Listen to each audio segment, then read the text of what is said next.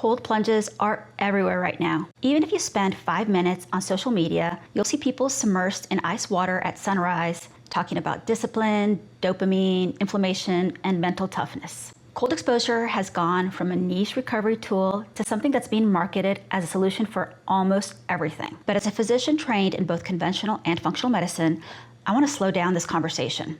Cold exposure can be a powerful therapeutic tool, but like any tool in medicine, it matters who uses it, how often, and at what dose. Today, I want to walk you through what cold plunges actually do in the body, what the latest research supports, who tends to benefit the most, who needs to be cautious, and how to use cold exposure in a way that supports healing instead of stressing the system. When you immerse your body in cold water, several systems activate at the same time. The first is the nervous system.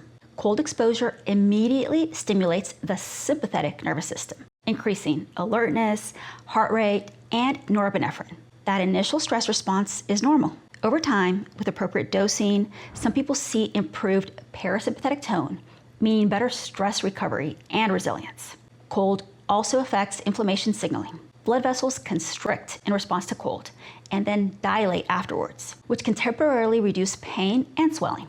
This is why ice has traditionally been used in sports medicine. However, inflammation is not always the enemy. And this becomes important later when we talk about exercise recovery. Cold exposure also impacts metabolism. It activates brown adipose tissue, which increases heat production and energy expenditure. In some people, this improves insulin sensitivity and metabolic flexibility. The effect exists, but it is modest and highly individual. There are also real neurochemical changes. Cold exposure increases dopamine and norepinephrine levels, sometimes for hours after immersion. This likely explains why most people report improved mood, focus, and motivation after a cold plunge. These effects are measurable, not just placebo. Now, let's talk about what the research actually supports. In the past few years, studies have shown that cold water immersion can improve perceived stress tolerance and mood in certain populations.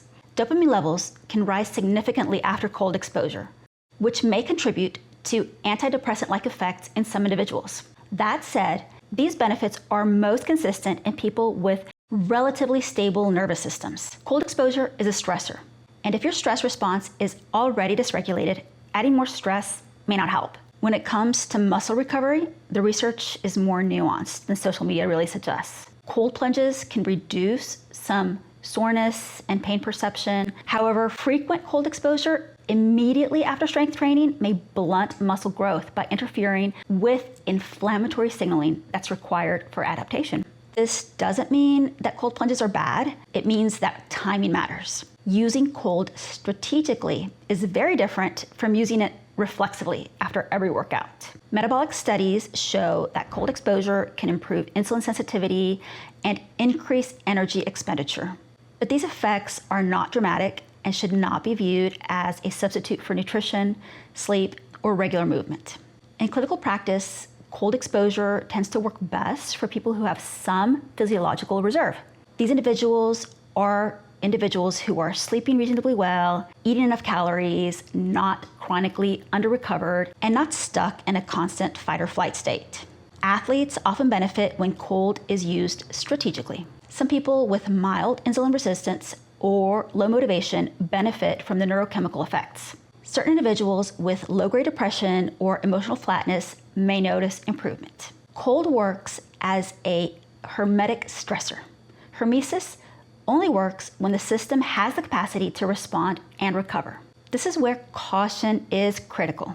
Cold plunges can worsen symptoms in people with things like chronic fatigue, long COVID, mold illness, significant dysautonomia, untreated hypothyroidism, very low cortisol output, or severe anxiety or panic disorders.